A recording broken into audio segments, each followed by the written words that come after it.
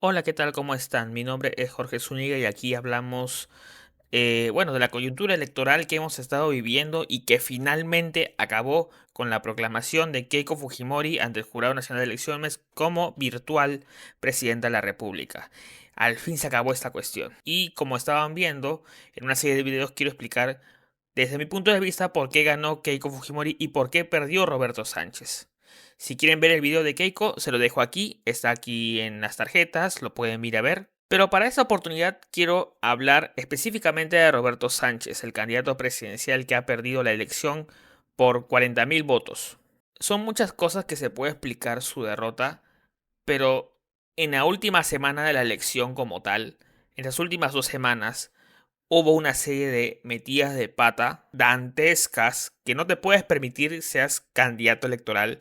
No te puedes dar el lujo de meter esos errores. Así que en este video voy a decir, según mi perspectiva, el por qué perdió. La primera cosa por la que creo yo que Sánchez perdió la elección es porque durante toda la campaña presidencial, desde que empezó hasta la proclama del Jurado Nacional de Elecciones, Sánchez creyó ser Castillo. Keiko Fujimori se enfrentó 4 veces electoralmente a candidatos. Se enfrentó a Ollanta Humala, que era el ex militar. Se enfrentó a Pedro Pablo Kuczynski, que era el tecnócrata. Se enfrentó a Pedro Castillo, que era el profesor. Pero en esta elección, Sánchez representa la copia de Pedro Castillo. Era el versus que tenía Keiko Fujimori por delante, vencer a la copia. Ustedes saben perfectamente el papel que tomó Roberto Sánchez a raíz de asumir la candidatura de Juntos por el Perú, ¿no? Dijo que lo iba a visitar, que iba a recibir los resultados en Barbadillo, que a pesar de haber vivido en San Borja empezó a usar el dichoso sombrero, creyendo que así iba a ganar caudal de votos, cuando el problema, electoralmente hablando, es no mostrarte genuinamente hacia el votante. Pedro Castillo es un caso electoral en específico. ¿Por qué lo menciono? Porque Pedro Castillo es un outsider. Ese movimiento de outsider es muy difícil repetirlo todas las elecciones.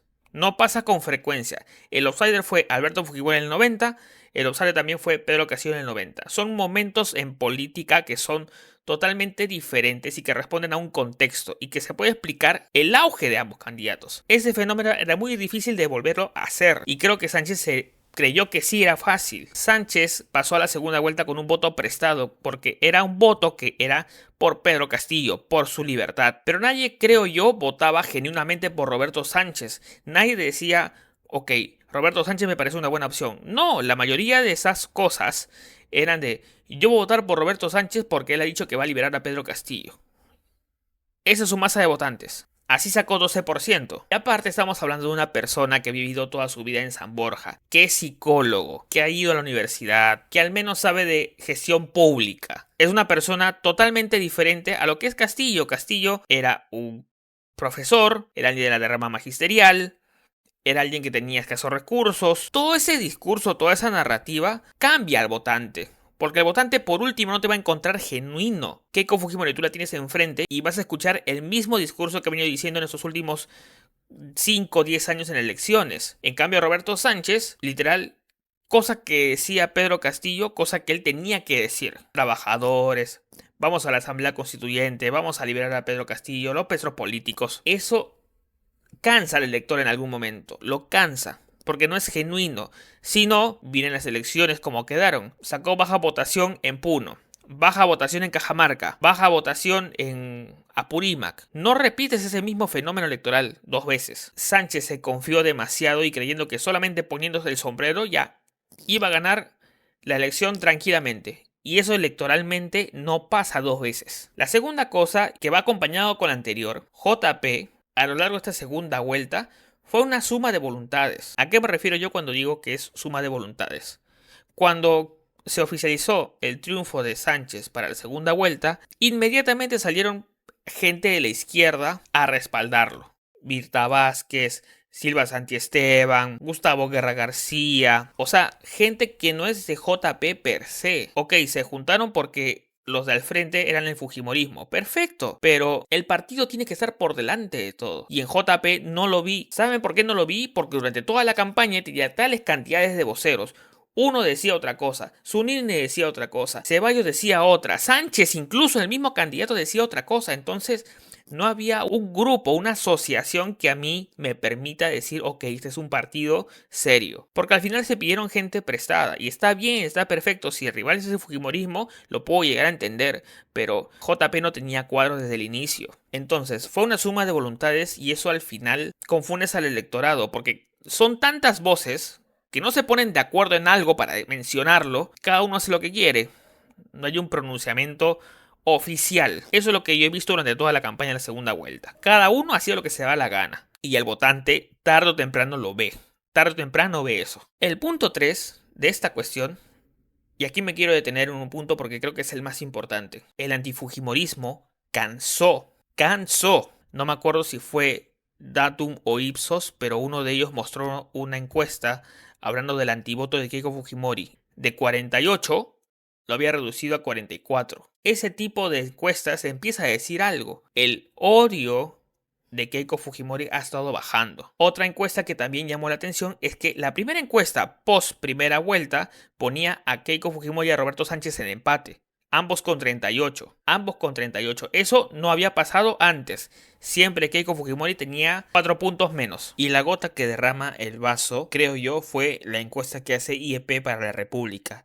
Keiko lo pone con 36 y Sánchez con 30. Esa encuesta de IEP fue publicada el 28 de mayo. Y creo que ahí el sector antifujimorista despertó. Porque para que el periódico que más critica a Fujimori ponga a Fujimori por 6 puntos delante de Sánchez, es que la situación para ellos no estaba de todo bien. Y ahí el antifujimorismo despertó recién. Despertó muy tarde, también hay que decirlo. En otras campañas, ni bien se daban los resultados de la segunda vuelta, al día empezaban los movimientos de no a Keiko, de Keiko no va, pero en esta, hay que decirlo, empezaron demasiado tarde. No sé si también le pase por el hecho de que se confiaron, porque dijeron, ah ya, pasa Keiko Fujimori y ya ganó Sánchez. Creo que también pecaron en esa cuestión. Y esto es algo que yo dije antes. El antifujimorismo podrá ser fuerte, pero es un movimiento efímero. Si se dan cuenta, solamente aparece en segunda vuelta. Ni siquiera aparecen desde el inicio de campaña, no, aparece desde segunda vuelta. Pero ¿qué pasó? Ese discurso cansó demasiado. Porque es la cuarta vez como votante que escucho ese mismo discurso. Y se repiten las mismas voces y se dicen las mismas cosas y el antifujimorismo no hace nada. Yo escucho a Claudia Cisneros, a Mónica Sánchez, el mismo discurso 2011, 2016, 2021, que Keiko no debe ser presidencia por tal motivo. Y está bien, me parece perfecto que sean antifujimoristas, están en su derecho, pero mi punto es, ok, como votante tú me sugieres que no vote por Keiko Fujimori. ¿Qué me ofreces? No es solamente es poner la cara y decir Keiko no va. Tienes que presentar algo, tienes que presentar una opción. Tú no quieres que la opción autoritaria gane, pero estás pidiendo el voto para alguien que defiende los ideales de un presidente que dio un golpe de estado. No quieres que gane la opción porque no son técnicos, pero me pides votar por un grupo que hace 5 años no fue incapaz de comprar Uria. O sea, ¿me entienden por dónde voy? O sea, no es mi punto aquí criticar a los que pidieron el voto por Sánchez, porque por último están en su derecho, ingresan a una cámara secreta, nadie los ve, nadie los escucha. Si su afán es votar por Sánchez, perfecto, enhorabuena si votaron por Sánchez. Pero ¿cuál es la opción que tú me ofreces para yo votar por Sánchez? Ese discurso que siempre aparece en los mismos de siempre, amigo, como votante, hasta acá. Entonces, si tú escuchas a lo mismo de siempre, escuchar los mismos discursos que vienen diciendo cada 5 años de por qué no debe ganar Keiko Fujimori, y no ves ningún cambio, pasan estas cosas. Y le suman las encuestas y ves que el antifujimorismo cayó, ese discurso cansa. Otro factor que hay que también ver por qué fracasa Sánchez es José Domingo Pérez, que yo pensé que no iba a hacer tanto daño, porque el tipo no es una persona política, hasta yo tengo entendido, ¿no? ¿Y quién iba a decir que hizo más daño que Antauro? Antauro Humala se ha presentado en esas elecciones respaldando la idea de JP, respaldándolo en la primera vuelta, todo tranquilo. Ya sabemos lo que propone Antauro. Escuchamos su discurso, lo que propone, las agroexportaciones, etc. Llega la segunda vuelta y Antauro Humala hace un par de entrevistas y parece que les afecta en encuestas. Decidió no moverse absolutamente nada. No dio conferencias, no dio conferencia de prensa, nada. Se quedó mudo. Hizo todo lo que no hizo en la primera vuelta. En su reemplazo, por así decirlo, sale la figura de José Domingo Pérez, que incluso se puso ese casco azul apoyando a los mineros ilegales. O sea, imagínense. Pero la crítica que le tengo que hacer a José Domingo Pérez es, no entiendo para qué se metió en política. No lo entiendo.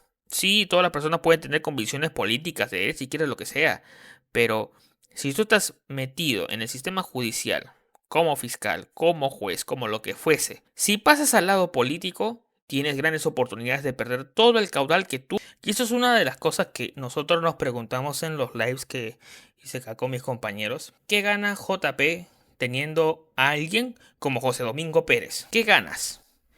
Más honesto, creo que hubiese sido que JP agarre a Zunini, a Nay Durán, personas que están vinculadas al partido y que expongan las cosas que tienen que hacer. No José Domingo Pérez, que discúlpenme, en la última semana sobre todo, se puso a hacer un circo diciendo que iba a meter preso a Nieto.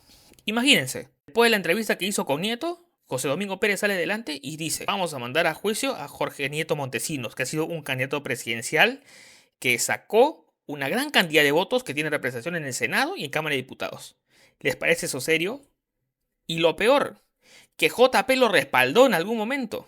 Y después de la vaina que vio, que todo el mundo estaba criticando, recién decidieron borrar ese comunicado que habían sacado. Porque la moda era en ese momento darle una panada a Nieto, por las puras. Ese no es el perfil que necesita la política hoy día, porque nos matamos diciendo de que hace muchos años la política está polarizada en todos los momentos. José Domingo Pérez no ha contribuido a tranquilizar las aguas, al contrario. Y es más, con la presencia de Domingo Pérez en JP, a Keiko le vino esto como anillo al dedo y pudo haber sacado tranquilamente la carta de están politizando la justicia. Ya ven, tenía razón. Es que, amigo, no te lo puedo... No, o sea, yo no, de verdad, yo no explico porque son una serie de cosas. A mí me cuesta mucho entender tantos errores en tan poco tiempo. En tan poco tiempo. O sea, uno analizando las cosas uno por uno y todo. ¿Cómo quieres que ganes si meten la pata una y otra vez? De verdad lo digo. Y una cosa que no quiero dejar de mencionar, que es la última, es para la izquierda en general. Tienen que replantearse muchas cosas si es que quieren volver al poder. Les voy a decir una cosa. La izquierda no perdió la elección con la derrota de Sánchez. No lo perdió con José Domingo Pérez. No lo perdió con la presencia de Antauro. No lo perdió en los debates técnicos. ¿Sabes cuándo la izquierda como movimiento empezó a perder esta elección?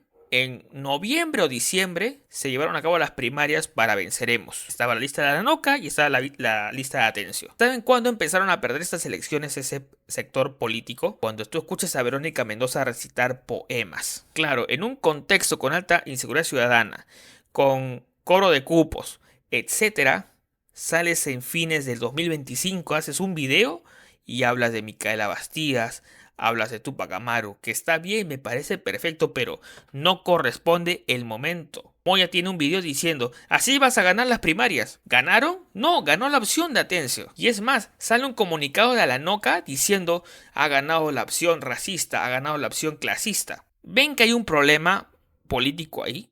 Y hay una cosa que también la izquierda tiene que entender. López Aliaga creyó de que solo teniendo el A, el B y Lima iba a ganar la elección. Y no pasó nada de eso. Creo que también lo mismo le pasó a Sánchez. JP creyó de que teniendo al sur le iba a bastar y sobrar, le iba a bastar para ganar la elección. Y no fue así. Si ustedes revisan el resultado de la segunda vuelta, en Lima hay 43 distritos. JP fue incapaz de ganar uno solo. ¿Qué te explica eso? Que tienen que saber llegar al D y al E.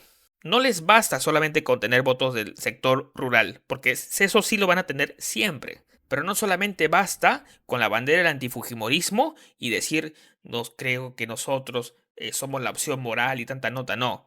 Tienes que ir a los cerros, tienes que ir a los vasos de leche, a los asentamientos humanos, a decir por qué tu opción como izquierda es la mejor y no la derecha. La derecha hace mucho tiempo tiene en el bolsón de votos al sector D y L.